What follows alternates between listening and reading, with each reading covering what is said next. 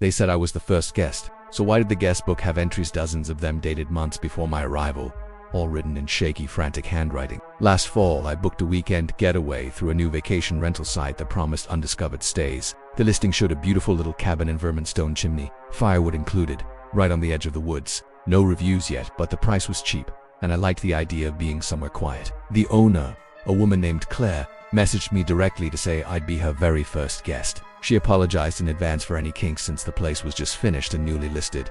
Her tone was friendly, warm. She even told me there were homemade cookies in the kitchen.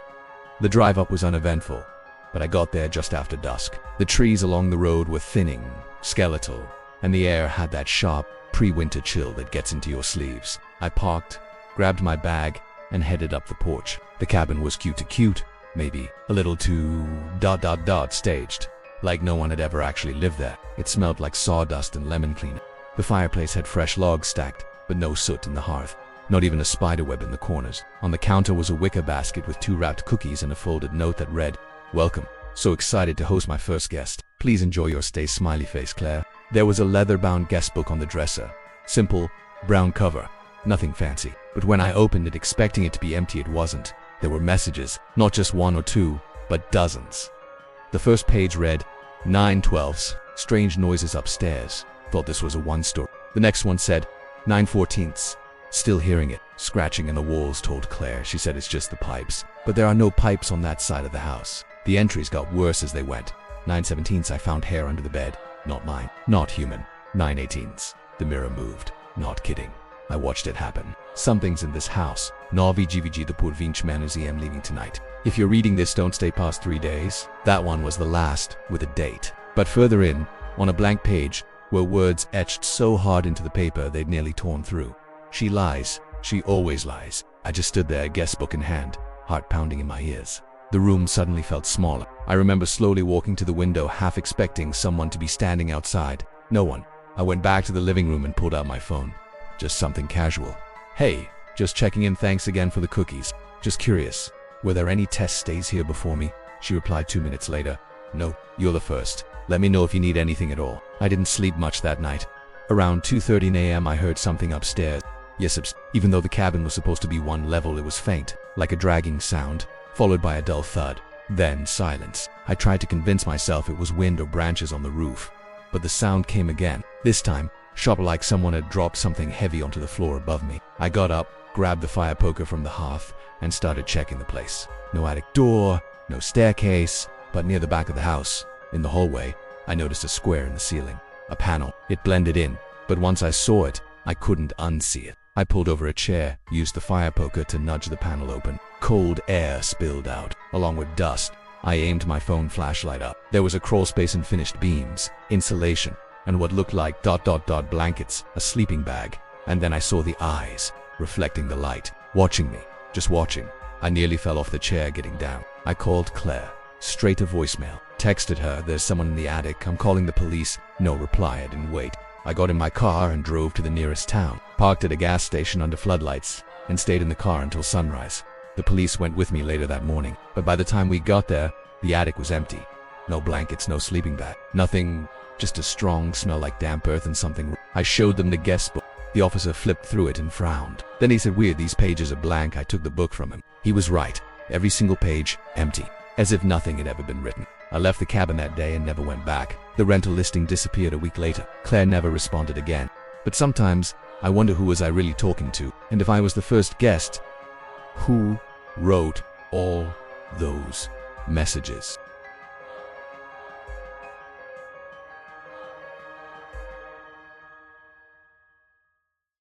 I didn't even know the house had a basement until I heard footsteps coming from underneath the floorboards at 3 a.m. I booked the place for a solo writing retreat, a quiet, mid-century house nestled in the woods outside Asheville, North Carolina. The listing was minimal but charming: 2 bedrooms, a fireplace, a big wraparound porch.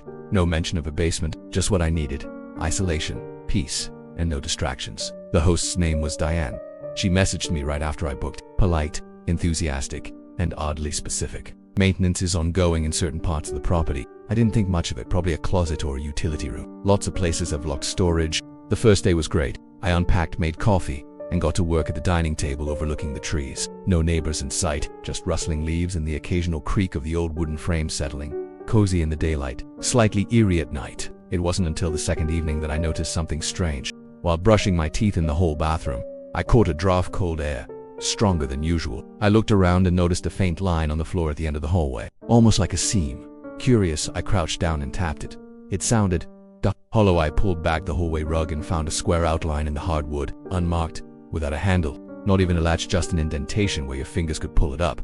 It was flush with the floor, expertly hidden. This wasn't on the listing. No mention of a basement. At first I told myself to leave it. I really did. But around midnight I couldn't stop thinking about it. Why hide it? Why not list the basement like any normal part of a house? So I opened it. A wooden ladder led down into pitch darkness. The air that rose up was stale and earthy, like a cellar that hadn't been opened in years. I grabbed my phone, turned on the flashlight and started down. The basement wasn't finished. Concrete floor, stone walls, no light switch in sight. But what stood out most was the silence. Not even the hum of the fridge upstairs. It felt like sound had been swallowed whole. I aimed my light across the room. There were old chairs stacked against the wall, a rolled-up rug, crates full of things that looked like tools but rusty, unused for decades. And in the far corner, a door, a plain wooden door, no knob, just a small keyhole. That's when I heard it. A shuffle. Behind the door. Listened. I was out of the basement in seconds, yanking the hatch shut and dragging a chair over it. My heart was pounding so hard I could barely breathe.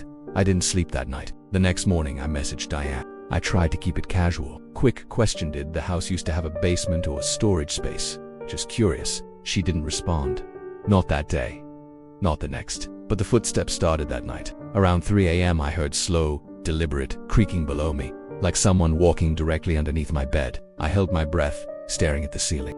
Then came the dragging sound, like something heavy being pulled across the concrete. I grabbed my keys and left. Drove to a 24-hour diner, sat in the parking lot until the sun came up. I wanted to leave, but something kept me from going just yet. I needed proof I wasn't imagining it.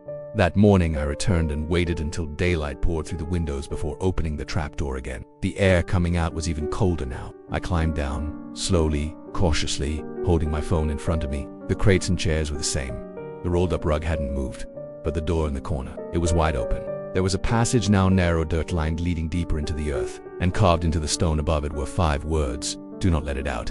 I didn't go further. I didn't need to. I slammed the trapdoor shut, packed everything I brought in less than 10 minutes, and left. Didn't even look back. 2 days later, Diane finally replied. "So sorry. Just saw this.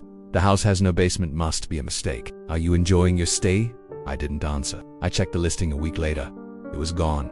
I tried looking up Diane. No profile, no properties, nothing.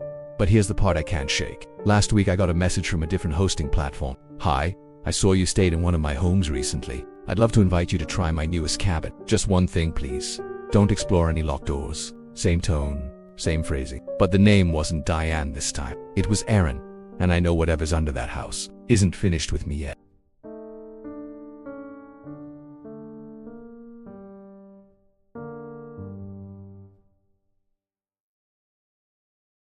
I always double-check the locks before bed, so when I woke up to the sound of someone softly humming inside the house, I knew something was terribly wrong. I rented a small house just outside of Portland. It was a last-minute relocation. My tech job had gone remote, and I figured I'd try living somewhere quieter, somewhere green and foggy. The place wasn't anything special. 2 bedrooms, 1 bath, hardwood floors, and a big, drafty attic I never planned to use. The landlord was a guy named Rick Midford. His relaxed voice, always texting instead of calling. He gave me the door code, told me the place had been sitting vacant for about 6 months after the last tenant moved out. I remember asking why they left, and all he said was, they just wanted something smaller.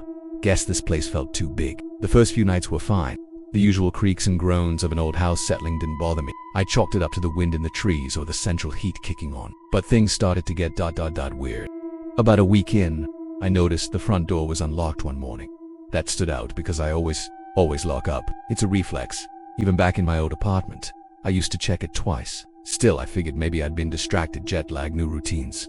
Whatever. Then there was the bathroom mirror. I had wiped it clean after a shower. But when I came back a few hours later, someone had written hello in the foggy residue. Faint, like a finger dragged across glass weeks ago. I'd lock the door and check it twice before bed. I even set up a cheap door camera I ordered online. But no alerts, no visitors. Still, I felt watched. That's the only way I can describe it, like someone was constantly just out of sight. The worst part was the attic. I didn't go up there. Not once. I didn't even have a reason to. It was just an empty space filled with old insulation and spiderwebs. Probably. But every so often I'd hear something up there. A shifting noise. Like someone dragging a foot or shifting their weight. One night, I decided I'd had enough. I waited until late around 2 a.m. when a noise usually started. I stood in the hallway beneath the attic hatch, flashlight at hand, listening. There it was. A faint thump. Then what sounded like fabric brushing across wood. I pulled the ladder down and aimed the flashlight up. Dust rained down, and the air smelled dry and stale. "Hello," I called. I don't know why I didn't expect an answer, but I got one. A quiet cough. Like someone trying not to be heard. My chest went tight. I climbed halfway up, just enough to peek my head through the hatch. The attic was mostly empty, except for a sleeping bag tucked behind a stack of boxes. Next to it, a backpack, a plastic bottle of water, and a small camping lantern still warm. Whoever had been up there was either gone or hiding. I didn't sleep that night. The next morning I called the police. They swept the attic and the rest of the house. No one was there. Nothing stolen, no signs of forced entry. They said maybe it was an old setup from before I moved in. Maybe someone squatted in the house months ago and left. But here's the thing. The water bottle was full. The sleeping bag was unzipped, still warm to the touch. Someone had just been there. Rick didn't seem surprised when I called him. He was calm. Maybe too calm. "Ha! That's odd," he said. "I'll send someone to check the locks."